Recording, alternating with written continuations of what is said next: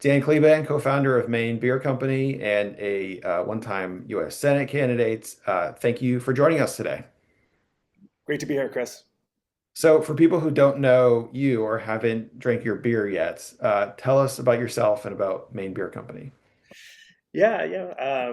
My brother and I founded Maine Beer Company in 2009. I was an attorney at the time, and the Great Recession hit. I was laid off, and my brother and I we looked around and at what was going on. We said, "There's got to be a better way to run an economy. Got to be a better way to run a business." And so we started Maine Beer Company with a pretty simple motto of "Do what's right." And for us, that meant kind of first and foremost, we were going to treat our employees with dignity and respect. We're going to pay a living wage. We're going to provide, or we're going to cover 100% of their health insurance premiums, provide for their retirement. We were going to invest in our communities.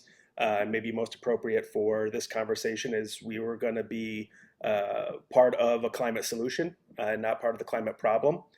So from day one, we've been a member of, for example, 1% for the planet. So we've given 1% of our top line revenue since we started to environmentally focus nonprofits, which has been, I think, we're over about $3 million to date that we've given back. And we made that commitment. I mean, obviously we care. I mean, I have kids. I care. I want them to grow up in a world that's healthy and not facing devastating storms and wildfires and everything. But as a business, we recognized even 16 years ago, almost going on 17 years ago, that um, a good environment, a healthy environment, is good for business. Whether we make an agricultural product at base, we use barley and hops, and we need clean water. We need our farmers; they need predictable weather patterns. So that they can set prices at market that are reliable and affordable for brewers. So, a good, healthy environment we realized was good for business. And we wanted to lead, frankly. We wanted to show other small businesses that you could turn a profit and also, make sure that you're doing so in a way that was, responsible when it comes to the planet. As you kind of alluded to, you've long been an advocate for clean energy. Could you talk about how, for example, you've incorporated put solar panels on the roof of your brewery? What went into that decision? How does your kind of philosophy and operating approach differ? Just and how does that one example of the solar panels kind of exemplify how you might be different from other companies? Yeah, our first solar installation was in 2013, 2014. We were still a relatively small company at that point. But, again, we live steadfast by our motto to do what's right. And so, I mean, I vividly remember my brother and I sitting down in my office one day and, we're like, we're finally at a point where we can afford solar panels. And thankfully we had, the federal government implemented, tax credits to small businesses like myself to be able to invest in these sorts of things. And at the time, we were actually operating at capacity. We couldn't make enough beer to satisfy market demand, and so we easily could have said, "Well, let's just invest in more fermenters and more brewing capacity instead of solar panels." But for us, it was a commitment to live by and live up to our motto. And so we did. We invested in solar panels. Not really. I mean, we were looking at the ROI. I'm not. I mean, we're not. We're business people at the end of the day, but that wasn't the main motivating factor. It was to show that a small business, even a business as small as ours was at that point, can make these kind of decisions. And again, it was as much to show visually on our building to show others that, look, we're really leading with our values here. And I'll tell you, the number of comments that we got from passersby, either people coming into our tasting room to have beer, or people just driving by. It's a fairly busy road that we operate on. That I get comments out in the community like, "Wow, like holy crap, like that's a pretty impressive solar array for you guys." And I can't help but think that they came back. It engendered goodwill to our brand. I think, and at the end of the day, it's hard to quantify, obviously, but I'm pretty certain we sold more beer because we made that investment decision. So it wasn't just about the energy savings; it was also about just showing what kind of company you were, that you gave a shit. And you've also been really interested in conservation and named some of your beers after some monuments that were dedicated. Could you tell us a little bit about that? Yeah, so we were involved in the celebration of Katahdin Woods and Waters National Monument, which was one of the monuments that President Obama designated at the end of his term. I'm good friends with one of the people that led that effort, and we were sitting around and we're you know giving high fives to each other and cheersing once we found out that Obama made that dessigration. And I said, hell, man, we should make a beer. And so we did. And I thought it was just going to be a one-time thing. Like we'll just do it. We'll serve it at the celebration. And turned out people really like the beer. So we still make it. It's Woods and Waters is actually the name of the beer. We also did a beer. We gave kind of an anchor donation to help preserve an uninhabited island. I'm pointing as if people can see, to Casco Bay, which is right behind me, called Little Whaleboat Island. And that island ended up getting preserved. And we have a beer named after that island called Little Whaleboat, appropriately. Very cool. So I want to get into this blueprint that you just released, which is really focused on how government can deliver again. And this is a very timely document. Naturally, as a brewer, you've kind of framed it around the key ingredients for getting the right outcomes. And one of your five pillars is really focused on accelerating the clean energy transition. So I wonder if you could kind of walk through some of the key ingredients that you see when it does come to clean energy. Yeah, I mean, I think that as as America should be doing, and maybe isn't doing right now, we should be leading the world when it comes to the both the development and implementation of clean energy technology, generating capacity. And so, I like you mentioned, I put out this blueprint because I think this is really an issue about lowering energy bills. It's about affordability for people. Electrons that come from wind and solar are the cheapest ones we're going to find.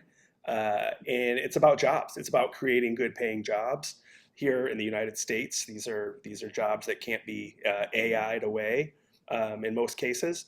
I think first and foremost, we need to refocus our policy making and our energy and attention on clean energy projects, primarily wind, solar.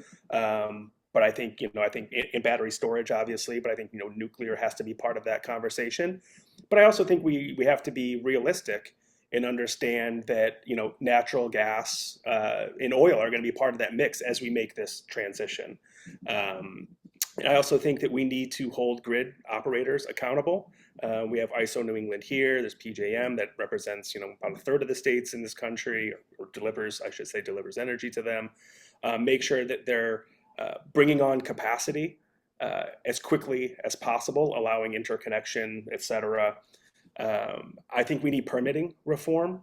I know there are bills in Congress, the Speed Act, et cetera. At the end of the day, I think we just need to make sure that we kind of have a, a neutral kind of approach that doesn't, uh, prohibit certain energy sources or artificially benefit other sources over another.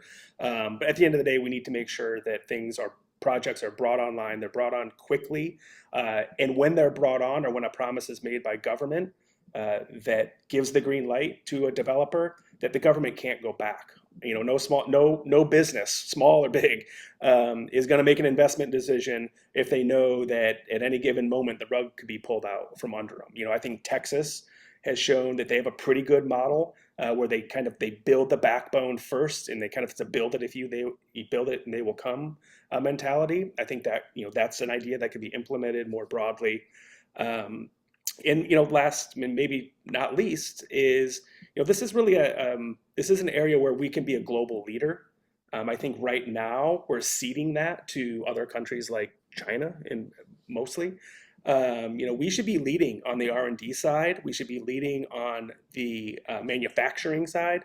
We should be building solar panels here. We talk about manufacturing, bringing manufacturing stateside.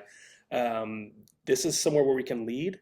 And so that's kind of the last pillar I would say is that brings some national security advantages, obviously some diplomatic advantages when America again is seen as the leader in these spaces. Yeah, on the last point, with the passage of the IRA a few years ago, we were kind of setting ourselves up to be more competitive with a country like China. But now they've kind of leapt way ahead and are using that to their benefit in not just economically, but diplomatically with other countries. Sure. I mean, look what just happened. I mean, that this it wasn't specifically with the solar panels, but look with the trade deal that they just hashed out with Canada. I mean, other countries are starting to turn to China.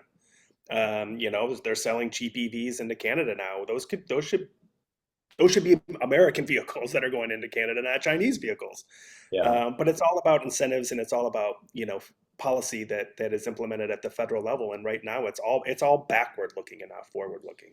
So if we're going to get that policy at the federal level that we need certainly the right candidates to be in office. And so as you kind of look at the political landscape going into the midterms in 2026, what do you think candidates should be saying when it comes to clean energy in these elections that will resonate with voters so they actually can win and then start to work on a policy agenda that makes sense for the clean energy transition?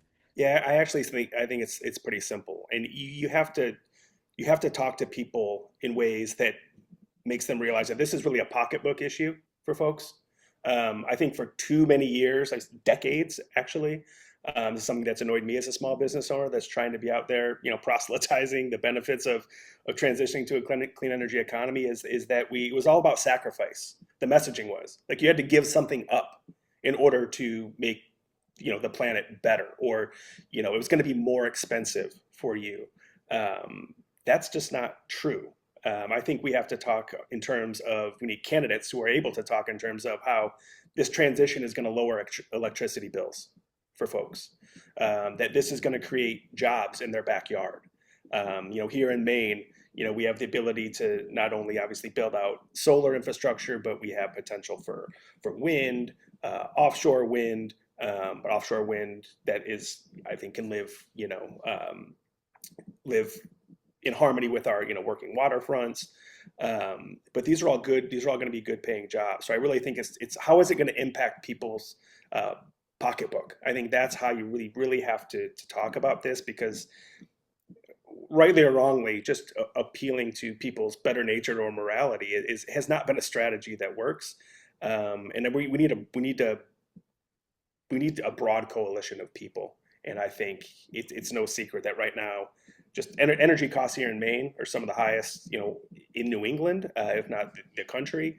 And so if we can talk in ways that people understand that this transition is going to be good for their household, I think that's what candidates should be focused on. Yeah, we finally have a way to talk about the issue that resonates in the top concerns of voters. So it would be a mistake to just not lean into that opportunity in front of us. Yeah, and Uh, it's a fact. It's yeah, it's a fact that this is good for this is good for your home. It's going to lower your electricity bills, and it's good for your local economy. indeed. Last question before we let you go is what should pro clean energy candidates put forward maybe next January if there's a change in leadership in the House? What should the agenda be in terms of policy for the next opportunity that comes our way?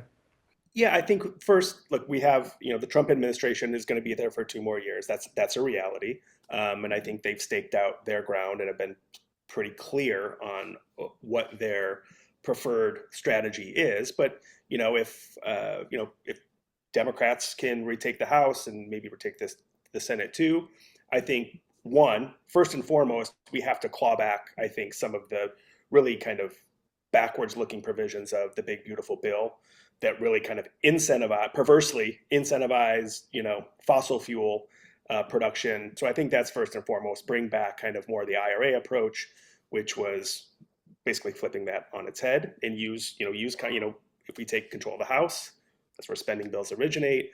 Let's put forward some legislation and make Republicans come to the table and negotiate. Let's put forth from permitting reform. Again, permitting reform that's neutral in terms of the source that the energy is coming from, that speeds up permitting and also guarantees that once a permit is actually granted by the government, that it can't simply be taken back. So I think those are some places to start. I know Senator Gallego has I think, a pretty forward-looking and aggressive energy plan he just put out a couple months ago. They have some great ideas in it. So it's not for a lack of ideas. I think they're out there, but it's the political climate, the power dynamics in Washington are going to have to change, and hopefully they do. Indeed. Well, we'll leave it at that. Encourage everyone to check out Dan's blueprint, and you can look at not just the clean energy section if you're interested, but the entire thing. It's a very good, pragmatic approach. And Dan, really Do What's appreciate. Right at Substack. That's right. Good plug. We'll make sure to link to that as well. Thanks, Dan, for your time, and we really appreciate the conversation. Cheers. Thanks, Chris.